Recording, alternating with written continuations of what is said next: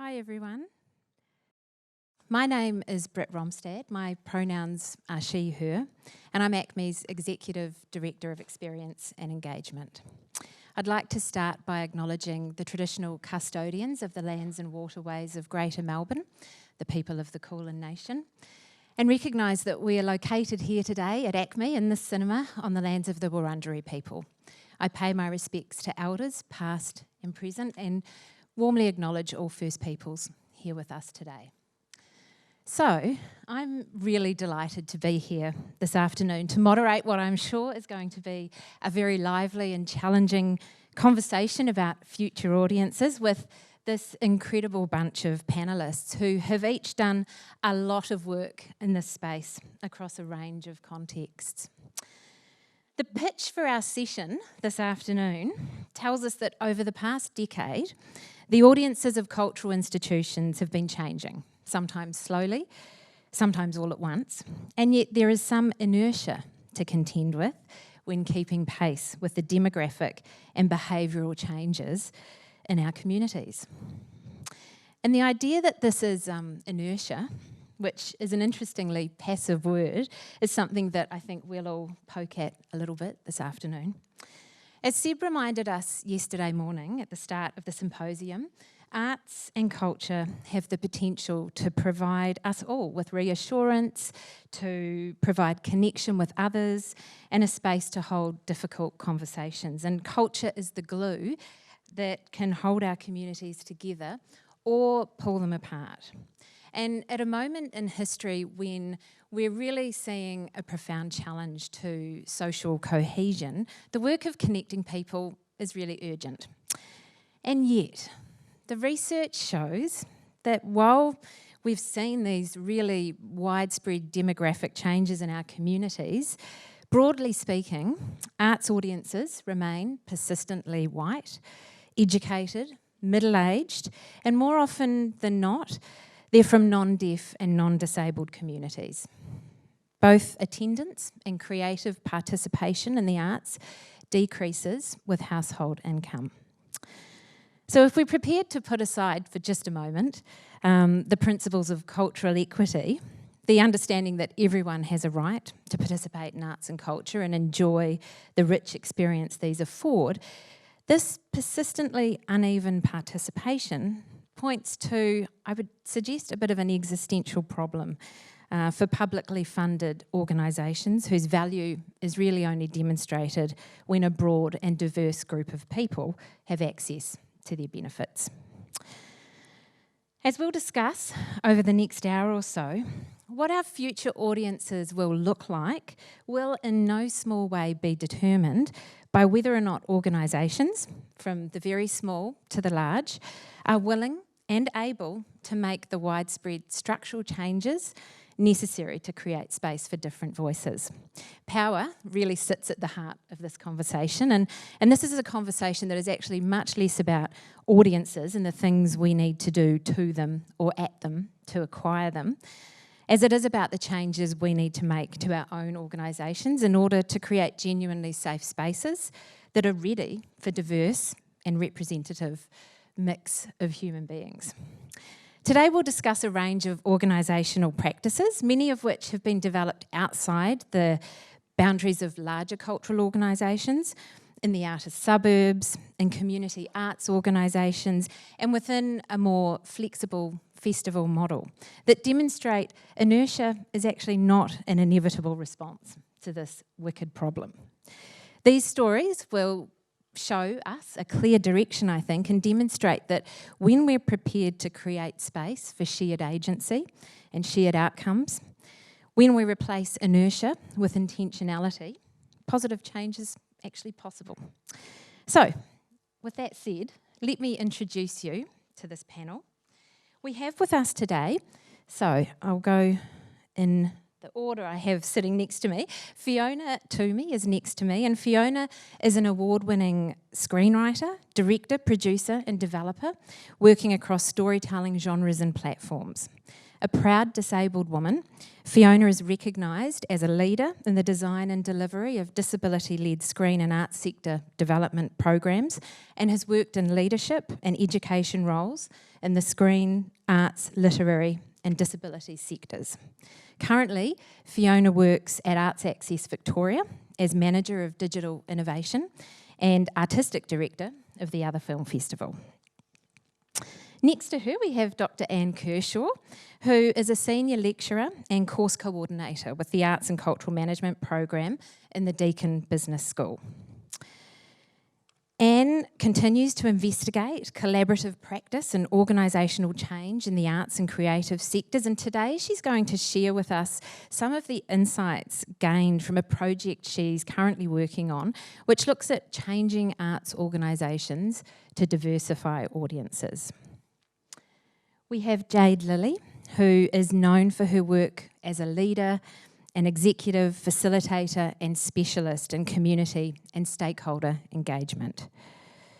Jade works as a consultant, facilitator and advisor for organisations and has worked in the government, local, state, federal and not-for-profit sectors with experience in regional, remote and metropolitan locations across Australia and Southeast Asia.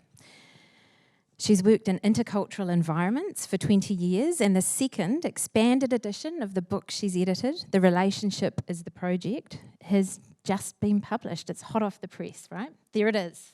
Beautiful. And we have Subhadra Mistry, who is a Melbourne-based arts administrator.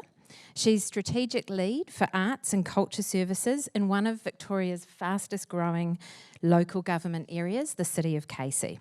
Subhadra previously led the arts funding portfolio at the Ian Potter Foundation and the Ian Potter Cultural Trust. And as I mentioned, I'm the Executive Director of Experience and Engagement here at ACME, where I've worked, I'm embarrassed to admit, for more than 20 years. And most of this time has been spent in close proximity, both with the visitors to our museum and the people who look after them when they're here. My work is focused really on building a reciprocity between those two groups. We're not going to be doing presentations today. This will be a bit of a conversation between all of these incredible people, but we'll make sure we get time to hear their stories. But I'd like to start with you, Anne, because Anne can share some work with us that really provides a snapshot, I think, of the current state of play across Australian arts and cultural organisations. Changing Organisations to Diversify Arts Audiences reports on a national survey which was undertaken in 2022 in collaboration with a cross-organisational team. And it set out to identify the work needed to shift the social profile of audiences to include more First Nations people, deaf and disabled communities, and those from different cultures, age groups, locations, and sexual and gender identities. Rather than focusing on audience development, where the lens for this type of work has so often been trained, the project identified that changing and diversifying audiences requires change to the practice of creative organisations. And the project developed a model to describe this change. So, Anne, if we can start off, can you talk us through what made the project team understand, really, that this is where the work needs to be done? Thanks, Brett. And just to explain, we see this issue of audience diversification as a sticky issue or a wicked problem in the arts because it's something that we've kind of been aware of and talking about for years. But despite this attention and despite these discussions, particularly in the publicly funded arts sector, you know, there's still a there's been no shift in the social profile of audiences. So because it's a long issue that we seem to be struggling to find solutions to, we see it as sort of a wicked or a sticky problem. And the fact that it seems so entrenched as an issue made us realise that we needed to be really critical about how it had been approached in the past. And, you know, the usual approach, the traditional approach in many cases is a focus on audience development. So we want new and different audiences to come and be part of our theatre companies, our museums, our galleries, whatever, you know, and this is across all different kinds of arts organisations.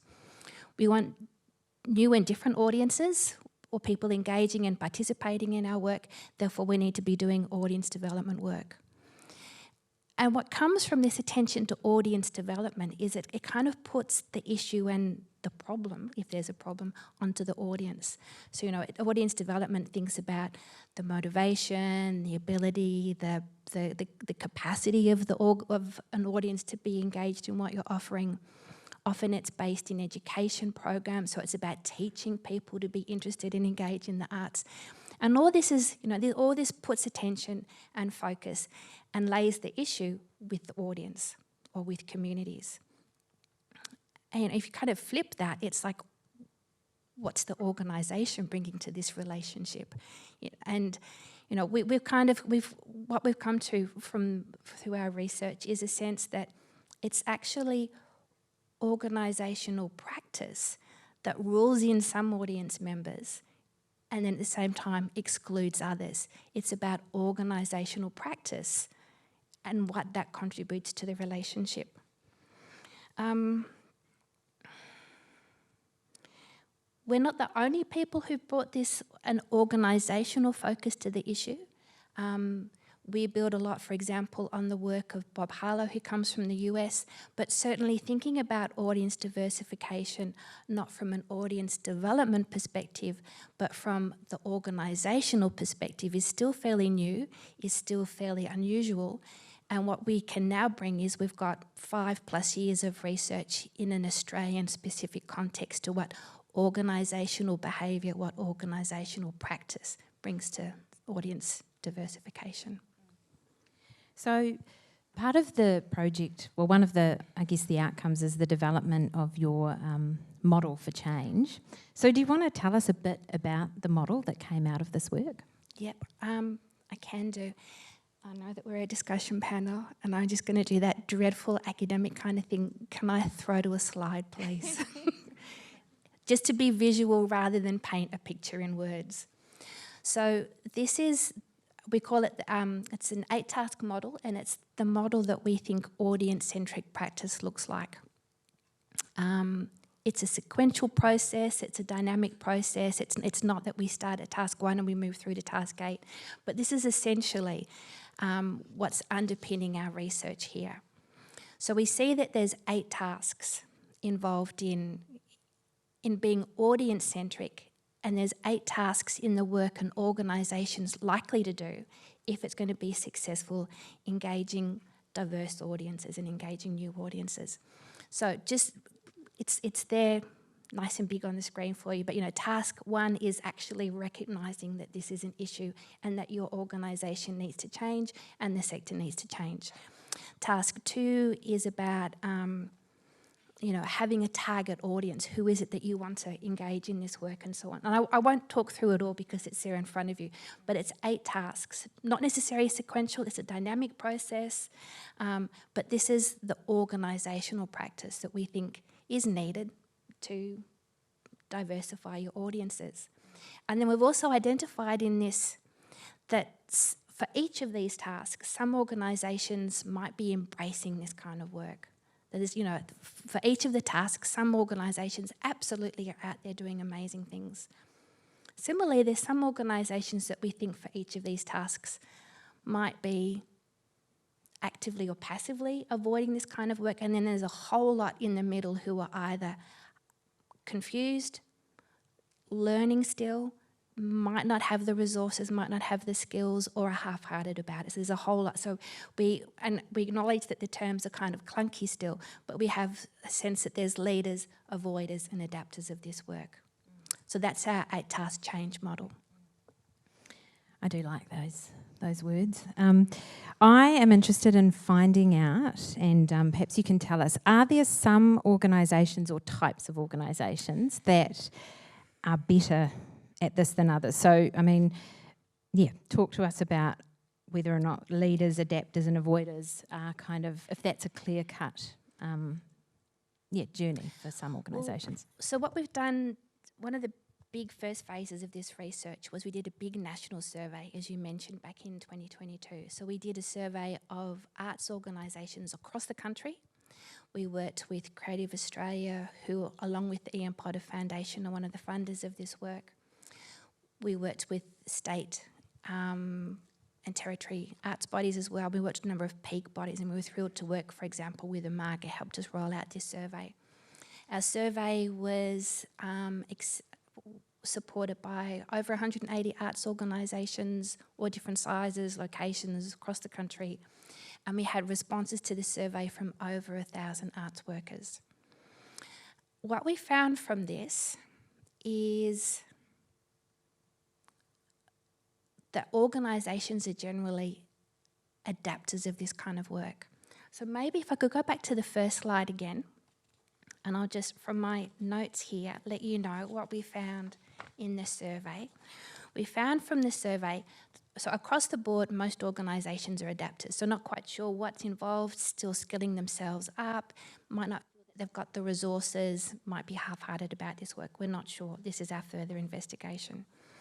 But we found that there were some of these steps where there were leaders of this work. So leaders, tasks where arts organisations in Australia are doing, strong work, they're leading in this kind of audience-centric practice, are things like recognising the need for change. That's like that's the thing that we're strongest at. So it's like, we seriously get that this is an issue, is what we found from our survey. Researching audiences is a fairly strong area of work as well. Undertaking evaluation and reflective practice is something that we see organisations doing a lot of. But we found a lot of evidence of what we call avoider behaviour. Avoider behaviour was things like being really clear and specific about who is the audience that you're wanting to engage, and particularly looking for diversity within the diversity of that audience group. So, being really clear about who you want to engage is not strong practice. Programming in response to that target audience is not necessarily a strong thing. But what we really found is that that programming was an issue. There's a lot of reluctance that anyone outside the organisation is going to be making programming decisions. This was strongly avoided, wasn't it? It really was. So that was sort of the summary of our findings, but nothing we can say specifically about this art form is doing it, is more audience-centric in their work. We thought maybe smaller to medium-sized organisations might be better, not necessarily the case. We thought maybe regional organisations might be better, not necessarily the case. So we're still looking for the trends in where the strong practice might be, where the later work might be, but we're still deeper dive into exactly what's happening in different kinds of organisations. Yeah, it's really interesting. There's no clear-cut kind of line across those organisations. And it feels like there's really what is required to move into that leader terrain is that intentionality and a full kind of embrace of the change process, as opposed to that inertia we talked about earlier.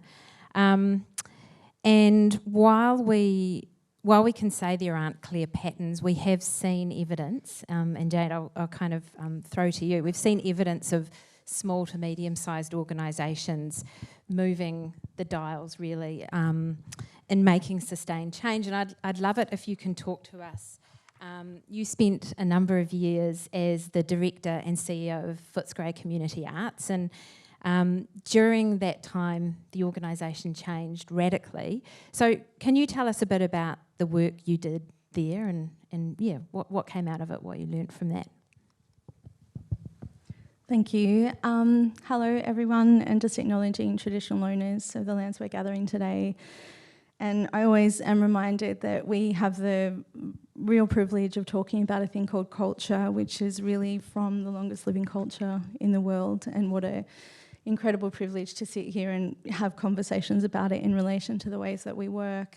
Footscray Community Arts, for anyone who doesn't know, is Australia's longest running community engaged contemporary arts centre. Maybe some would say the biggest, but arguably. And it's based in Melbourne's west. It was founded by a group of meat worker unionists, which I think is a really important thing to mention because it was founded on principles of democracy, participation, and politics. And fun fact, the same group of people founded the Community Health Centre in Melbourne's West as well. So the two sort of key parts of infrastructure for that particular set of meat worker union representatives was an arts centre and a health centre, and both are still existing today. It's a place that when I at least started there was one in the fastest growing region in Australia. It still is to an extent, it's just moved a little further west.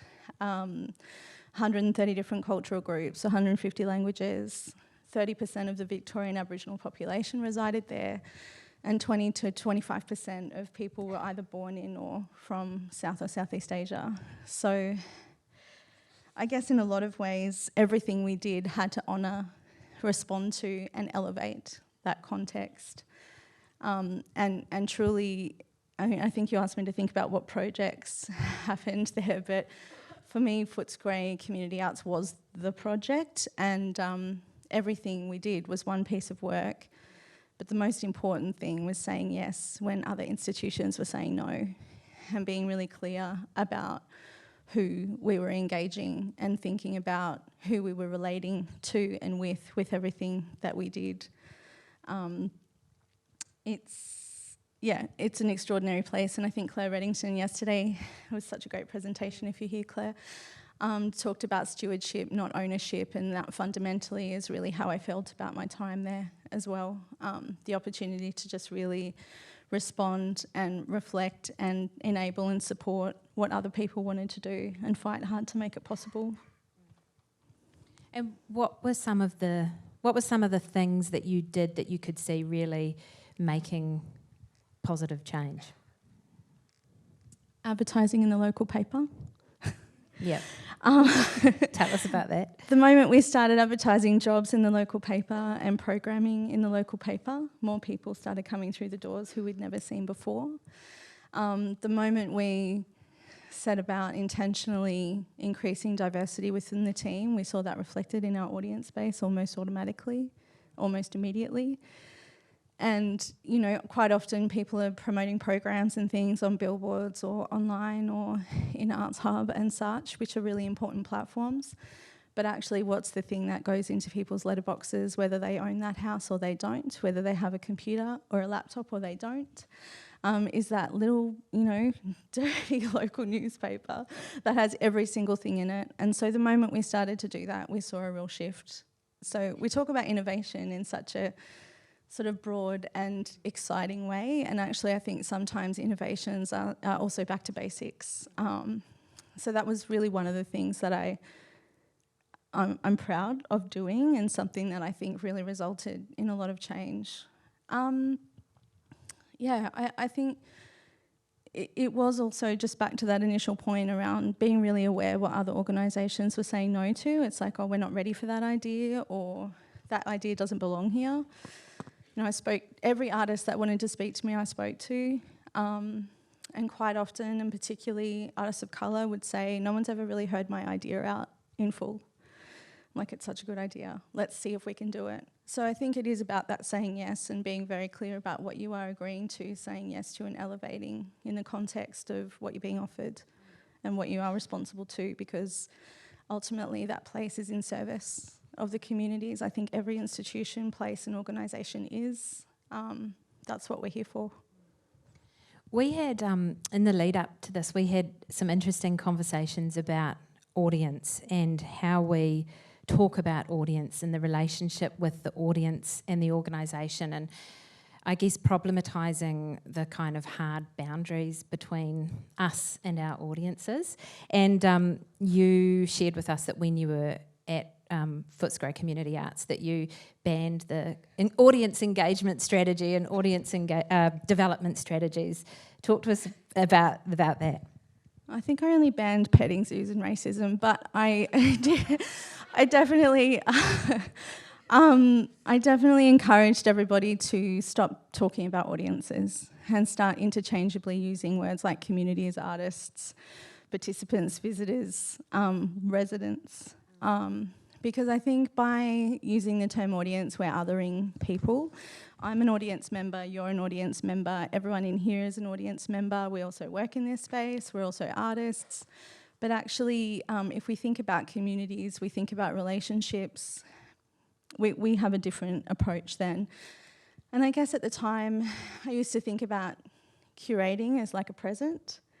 You know, you don't give your friend a present that they've never wanted before or known about. If your friend loves gardening, you might give them a really beautiful plant, and then you might think, oh, okay, I'm going to extend that, and maybe I'm going to give them a workshop as well because they've never done that before. So it's our job of responding to what people are actually looking for, craving, wanting, asking for, and then building on and extending that to sort of pepper the you don't know what you don't know part.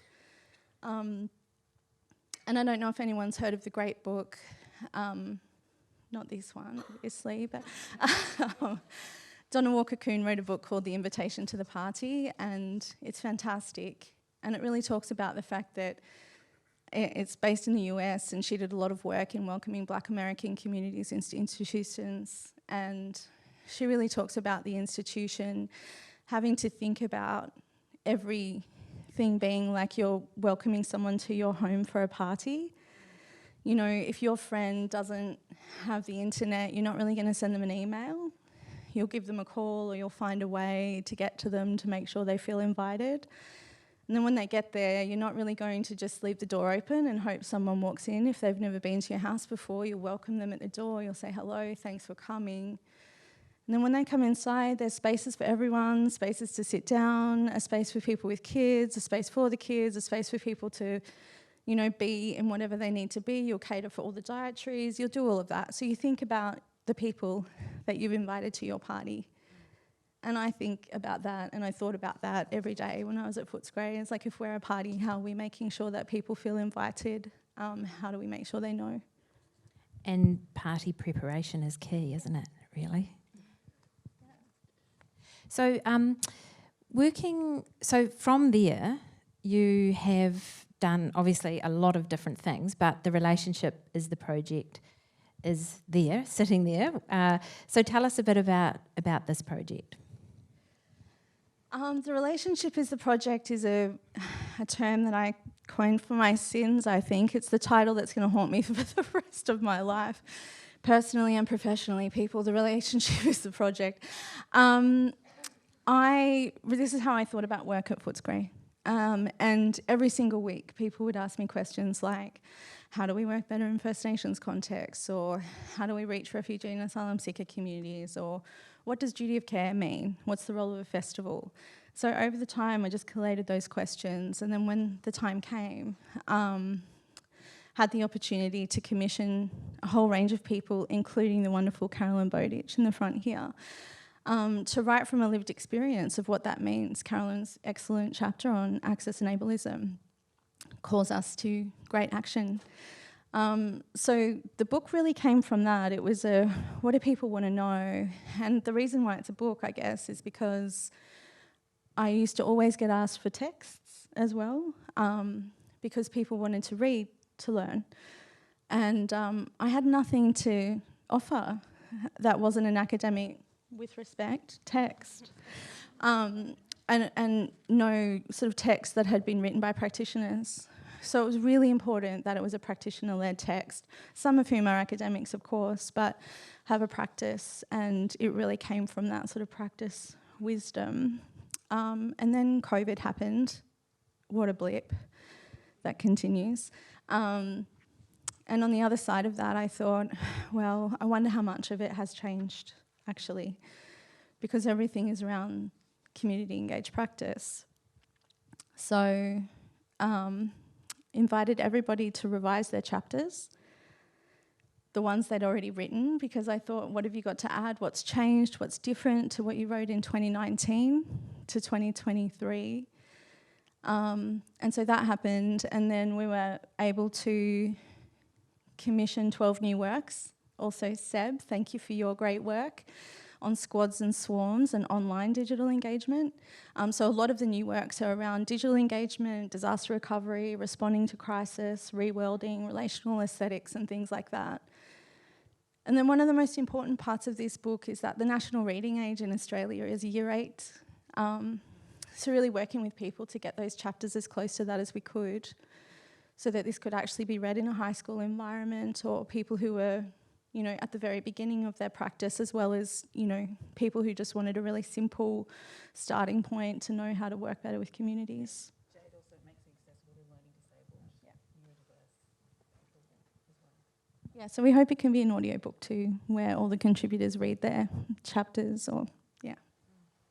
Oh, thank you so much. I was lucky enough, Jade shared a copy with me, and I was reading it through and getting really, getting quite riled up about it all, and thinking through about, we talked about the fact that so much of it seems, in the, you know, in the best possible way, it seems like pretty obvious stuff, right? And we've talked about just doing the basics is always a good start. But thinking about that, what do you think, why is it so hard to do the basics?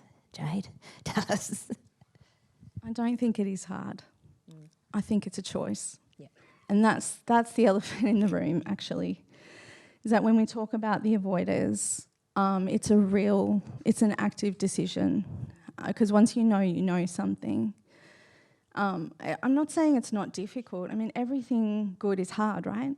You know, everything we want to do that we haven't done before is hard. That's part of the work. But I do think it's a choice. You know, how many times have we all heard, oh, the budget won't allow it? Well, the budget is a person, right? The budget's not Mr. Budget out there in the ether. Actually, a set of people who are making financial decisions. And I think sometimes, of course, difficult decisions need to be made, but those need to be owned, and sort of why we're making those decisions now and what that means. And I do think there is an element of denial about the fact that we have control of change. You know, the Black Lives Matter movement did not wait to ask permission, but it is our job to respond to that. Like, it is our job to respond. We can't decide when change happens. It's happening, it's there, and what is our response to it, and how do we do better? I think Eric said yesterday the opposite. I hope I don't misquote you. It was so fantastic. The opposite to chaos is not control. It's about elevating context. And that to me is just absolutely true. So how we start to think about that more practically and be brave. Yeah, I don't think it's hard in the way that people think it's hard. Yeah. Sure, it's hard work. And it's interesting just that what needs to happen, that's what I'm trying to say there, is an acknowledgement that this is core. This is core to the work we need to do, right? It's not a nice to have or an additive kind of icing on the top. This is the cake. One more thing, because it's certainly we need to hear from other people. I think institutions are sort of grappling with a new reality in some ways too. I mean, there was never really competition when they were established. It was sort of like people went to experience art. People walked in a door. It was a very, you know, practical experience of like, I'm going to the art gallery, whereas the art gallery is the world. The art gallery is everywhere. It's online, it's in us, it's on our phones. I mean, we've seen such extraordinary projects showcased over the last 2 days. And yet, important to remember that there are people in this country who don't have access to the internet. So if you are working in technology-based forms or playable art, as someone described video games yesterday, I feel like we have to do the advocacy alongside that work to be able to make sure it's accessible, because there still is very much a class issue and a class divide around how people feel in terms of their ability to participate. And if we think about cultural rights as our sort of goal, the opportunity to not only participate in culture, but the opportunity to shape it, how are we protecting that right with every decision we make? Thanks, Jade. Fiona, I wanted to talk to you about your work as artistic director of the Other Film Festival. and thinking through, this idea of how you worked with that festival's model to deliver something that was, and continues to be really groundbreaking and new in its approach. Well, thank you. So the other film festival, or as its acronym, which we lovingly call TOF, which I might just refer to in this way, otherwise it's a long thing to keep rolling off the tongue. So it's actually our 20th anniversary this year. It was established back in 2004. I've just got a little... So it is Australia's first international disability film festival. And when it first started, for a number of years, it sort of happened every 2 years. And since I took over in 2019, we've been working more to an all-around model. And I've just got this little blurb I can read out. So we acknowledge that since TOF first started back in 2004, the screen landscape has transformed, and that storytellers play a vital role in shaping and developing new ways to create work and connect with audiences. We have worked hard to reposition TOF in the screen ecosystem by embracing the convergence of film, art, media and technology, challenging evolving screen production in industry practices to prioritise accessibility, to create authentic and sustainable mainstream opportunities for deaf and disabled screen creatives and, in turn, audience experiences.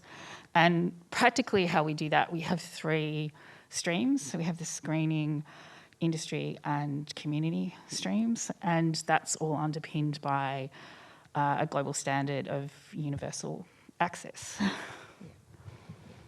And just, so a big part for us, we really want to show work within the festival that is made by deaf and disabled people, that does have authentic and really nuanced, amazing, representation and untold stories on screen, but the systemic issues that exist, not just in the screen industry, but that the wider kind of sphere of, immersive art, et cetera, is that a lot of us, I'm a filmmaker, we're just not getting to make that work. So we're really aware of those wider systemic issues that not only exist in our screen and arts and cultural spaces, but in the wider society. And if you haven't, I really encourage you to engage with, and I don't know how many, it's about 18 reports, but even if you read the top sheet of the recent findings of the Royal Commission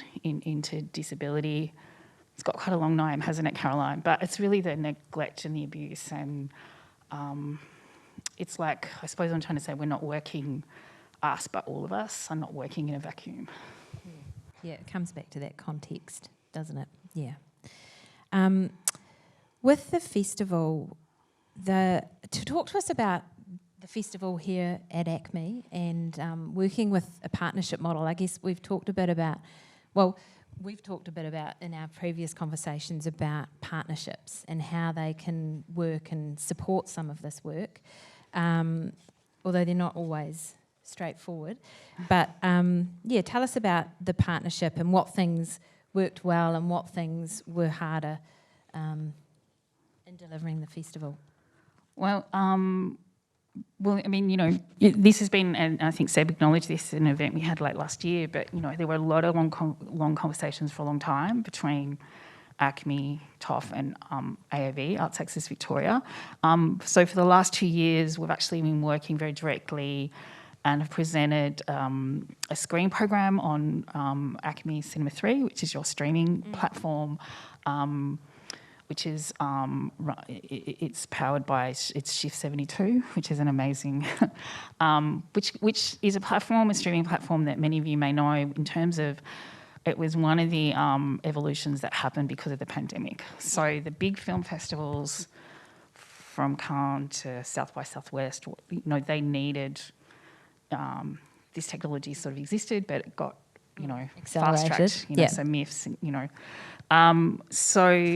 and we wanted to, we initially were still coming out of the official pandemic, but more than that, we were aware that we wanted to offer digital first and or hybrid, have that commitment, because a lot of our community we were aware of this is before the pandemic, could not necessarily get to a cinema, for a whole lot of reasons. Partly that can be where you live, if you live regionally, but also, we have lots of people in our communities who, we use the terms like often can work from bed or, might be terrible terms like housebound. But so we wanted to acknowledge that we needed that flexibility. So then under COVID, this sort of became like the new normal, and people were used to that. And like we said, we suddenly saw all these, both local and international, all kinds of festivals, but film festivals that you could suddenly attend. So there were international ones that I, as a curate, could go to that I would never have got to. So this last year, we presented a program called Resistance on Cinema 3. It had around 10 films. We would want to do this anyway, but we do receive funding from Screen Australia, so we have as high a percentage of Australian films, and often that is more short films. And, that got an incredible audience. We keep it, it's national. And the year before that, we had a program called Flaunt, which was also part of Old Estate, which is a disability arts festival that AAV partners with Arts Centre Melbourne. And we had an equally, like the audience, the numbers were, and for you, at ACME, they were quite high. And I think the thing is, we don't have huge marketing campaigns, and, we didn't have a publicist, and we I think partly we get that because TOF has been around for 20 years, but also just there is that hungriness, that desire to want to see this curated program with predominantly work made by deaf and disabled people, but that those stories. So there's still such a gap, not just in the screen industry, but in museums, and to even have any disability content, but often that it may still be ableist. Yeah. Or inspiration porn, as our dear friend Stella Young coined. So that's, we're open to what we show, but at the same time, it is curated, and we're trying to give, and it's more than authenticity, but we're trying to, do a number of things. And it's that, you talk about that kind of access being really important, but it's also that pathway through to agency as well, around being able to tell your own stories. Yeah, the agency is really important. And look, the other big issue, and this isn't just an issue with ACME, most cinemas, yes, you might be able to get into them, but you can just for wheelchair seating, they're not that accessible. We don't want to limit how many, if we do something in person, we don't want to limit how many people in wheelchairs can come into our screening. And that if you have a partner, a friend, a companion that they can sit with you, we want to be able to have relaxed screenings that, sometimes we want space that people could, if they wanted to lie down, or we might have beanbags. So there's a whole lot of things that actually because I know you said actually makes it difficult for us just to program straight into this is Cinema 1 or your Cinema 2. So when we did do an in-person event, which was hybrid, I should say, in early December last year, we used we looked at alternative spaces within ACME and really, we wouldn't just come into the cinema for those reasons. And the other thing is really important to us that was a hybrid event. And it's not about having the same, experience as if you're in person, but we want an equity of experience. So we put a lot of time and effort into the kind of production and organisation of that online experience as well. Yeah, thank you. I'm going to talk to you, Subhadra, now about your experience in the outer suburbs in the city of Casey. And this is one of the fastest growing regions in Australia. And so we talked earlier about the role of place and location in this conversation about, audiences and who participates in arts and culture. So tell us what change looks like in the city of Casey right now. Hi, you can hear me? Okay, Well, we're towards the end of the panel, so I definitely want to leave time for questions. So I'm going to try to be quick-ish. City of Casey, and I think the conversation started with talking about what do we mean by demographic and behavioural change, and whether the fact that we talk about these things, whether we really understand what that feels and looks like on the ground for the people that live there. I work in the City of Casey. It's 40 kilometres from the CBD of Melbourne. It's 400,000 people. It's going to be 500,000 people in the next decade. It's 4 times the population of the city of Yarra. If you're from Sydney, it's the size of Blacktown, and it's 100,000 people more than Geelong. So it's a city in and of itself, and the population dynamics in Australia, we know from research that Grattan Institute have done, that regional patterns in terms of where new migrants choose to settle is in the outer suburbs of our major cities.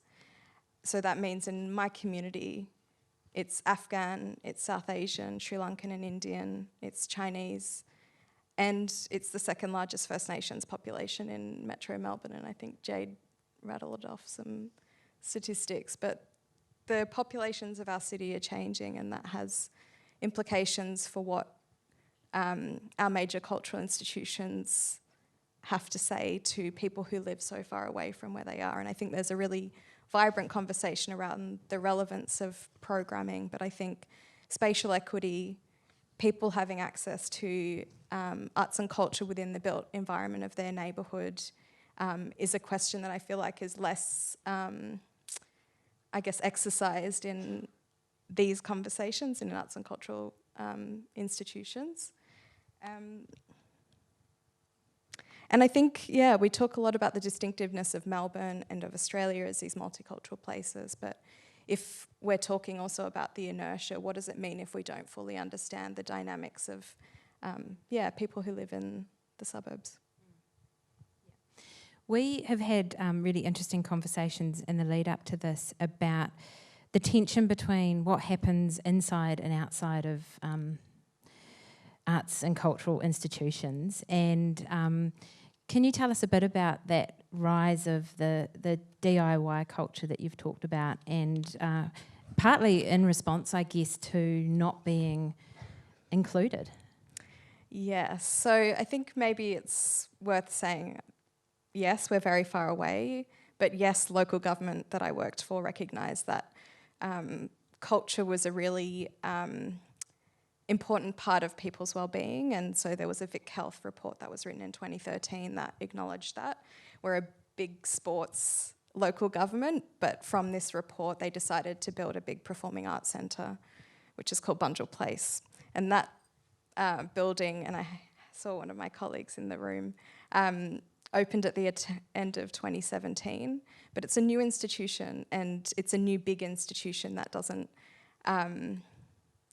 I guess culture's, as we know, an ecosystem, and we have the kind of big institution of that ecosystem, but the DIY culture, the grassroots energy, doesn't necessarily come to us and enter at the door. And I think one of the challenges for including voices from marginalised backgrounds is how we allow them into the tertiary institutions, into the other training institutions, so that they might find a pathway. And I think from what I hear in the community, there's a reticence for moving through those formal pathways that we know really well as arts and culture workers. And what I see is a very vibrant DIY culture where people are self-organising, particularly in the live music space, and different collectives that kind of look like ARIs if we came at it with a lens of what we already know. But yeah, community cultural development. But these are one or two people building, cultural energy and momentum because the funding agencies haven't come to them, including local government, and that they're deciding that we want to create this for ourselves. And so they're doing that. But it's about how do we have other layers of the small and medium parts of the ecology so that there'll be a point now and in the future where we can invite those new voices into the conversation. Yeah, it's this interesting. We've sort of touched on this a number of times over the last couple of days. It's this tension between what you can achieve on the outside and what you can achieve on the inside, and there's, I guess, there's risks to not participating in the kind of organised cultural institutions when there's power embedded in those, and there's also benefits to participating in that we want everyone to be able to partake of. I guess whether we say it explicitly or not, I think maybe there's an assumption that people will come and join our institutions, and the experience I've had and what I hear from the community is that it's not necessarily a given, and that they're really proud of where they come from. I think the southeast and the west of Melbourne have a kind of cultural rivalry that kind of skips the CBD. They're not really super interested, and I think those conversations are happening whether they're visible to the institutions or not, and I think that these young people I talk to have a reticence about partnering with institutions where there's not a level of reciprocity, and that can mean to them not just coming to them because they're connected to communities where they are, but that you come to them and you help them with some of the kind of capacity building and institutionalisation that our sector does well, and that we know and that we can bring to them. And so I find in my role a big part is just bringing some of those little pieces of knowledge to help them on their way of creating their own, I mean, maybe institutions is overstating their scale, but their own collectives and their own ways of self-organising. Yeah, and that's where the reciprocity is really important. Otherwise, I was thinking about the conversations yesterday about AI and the extraction of resources. It feels a bit exploitative, Yeah. I'm just looking at. I'm checking time. I'm looking at Slido. I'm looking at the questions coming through, and yes, there's a bunch of different things in here. One of the things I did want to address. There's a question here about talking about avoiders and the vital need for this work to be done. Where are the consequences for not doing this work? And that's something that we have talked a bit about, haven't we, collectively, in the lead up to this. Did you want to respond to that, Anne? Yeah, it's a really good question. So I'm thinking on the run here. I guess the consequences of being an avoider is that you don't get the benefits of this work. And I think we kind of frame the need to diversify audiences in three ways. One is we're focusing on publicly funded arts organisations, which are supposed to deliver public value. So if you're not doing this kind of work, you're not delivering public value. Regardless of whether or not you're publicly funded, there is a sense that new and diverse audiences actually can make whatever you're getting from a box office more sustainable. So there's a sense of, sort of income sustainability. But the really important reason, in my own view, that this is important is it's about telling new, authentic and distinctive stories. That, it's not just about changing an organisation's work around an existing program. There has to be a shift in what's programmed. And so, to me, the really exciting benefit of this kind of organisational change piece is that we're telling new, authentic and distinctive stories. So there's a lot of, I think, so we've done some research where in some countries there's funding links to this.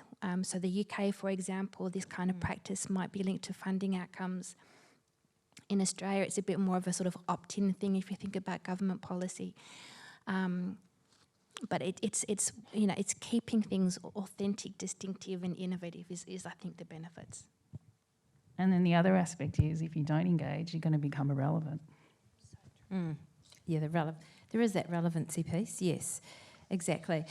One of the things I was thinking about in the context of that conversation, and I think thinking about how we get to the future place, I think a lot of us have been doing work around thinking through KPIs. Yesterday there was some talk about the fact that a lot of us have KPIs that in some senses support an inertia to change. You know, they make it, or at least make it quite difficult, I use that word knowingly. And so thinking through how we're in a time where we really need to develop much more meaningful KPIs and ways to measure our impact, and, you know, outside of a performative kind of diversity KPI. And that's work that I know many of us are doing, and certainly at ACME we're trying to, you know, start to develop that muscle around being able to talk about the work we do in terms of outcomes, and that it takes time to be able to tell those stories though. Yeah. Okay, back to Slido. There's another one down here too. Elevator pitch for why doing this work is a smart business economic decision. I guess one of the things we were talking about, Subhadra, was the 400,000 people in Casey, right? It's a huge area of growth. Yeah. I'm not sure what the question is. An elevator pitch for why doing this work is a smart business economic decision. Yeah. But I think that's, I mean, this is the population, this is the demographic that we're working with.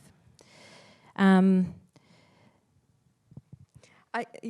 think this conversation between, well, KPIs and outcomes, I think we started talking about before the session, Britt, but I think it's challenging when different funding agencies have different priorities for the institutions that they fund, and one might be around economic development and the other one might be around cultural outcomes, and how institutions find a balance between those competing priorities within their institutional framework, I think is a challenge. I think in the local government space, they're trying to have it all, but I think one of the dominant outcomes that in my context we've landed on is health and wellbeing, and I think that's a positive place for arts and culture in Casey to be. But yeah, it's less of a priority, the economic piece. I can address that too. Like roughly, you know, the ABS, you know, with disability, so, you know, the percentage, it's around 17%. We roughly say there's 20%, but often, so in the census, it's how those questions are asked. Lots of disabled people who have been on the NDIS and may receive the disability support pension can't answer yes to that. But during the pandemic, there was a figure that came out that 47% of Australians have underlying health conditions. Of course, not all of those people will identify with disability, but, you know, there's a lot more, huge amount of people that you're probably already engaged with are in this space. And if you're coming back to the elevator pitch, you know, we talk about what's the crip dollar, you're missing out. There's so much, and there's a lot more. That was a great thing, and I know it's been controversial, but with the NDIS coming in, so the National Disability Insurance Scheme, there are people, they have it built into their plans. We've had to fight to get art included, but they have money to spend and come and engage. And traditionally, you know, for a lot of disabled people, say living in group homes or whatever, going to the cinema once a week or maybe going to the local art gallery was something they got to do, but, you know, that's something should just be happening, but the potential there is more than just huge, but it does turn into dollars. I'm just looking at the comment here in Slido with the most, it looks like the most thumbs ups. We can't address diversity until the creative industries are properly paid. As the lowest paid industry, it's a career option only open to people who can afford it. And I know certainly that listening to some of the things that Claire Reddington's had to say with the changes she's made at Watershed around the payment of artists and trying to make that much more equitable. I agree. I mean, I think there's work to be done there as well. That's also about people making space. And you know, you had those stats about programming and what you're not getting shifted and seeing in organisations. And I know that's not going to change and open up for everyone in terms of making the arts more accessible, perhaps to be getting paid and making a career. But if we've got people, you know, we need allies, we need people to make space. We are out of time, I'm sorry to say, but I wanted to thank the 4 wonderful panellists that we have here today for so generously giving their time and for being committed to doing this work. Really appreciate it. Thank you so much.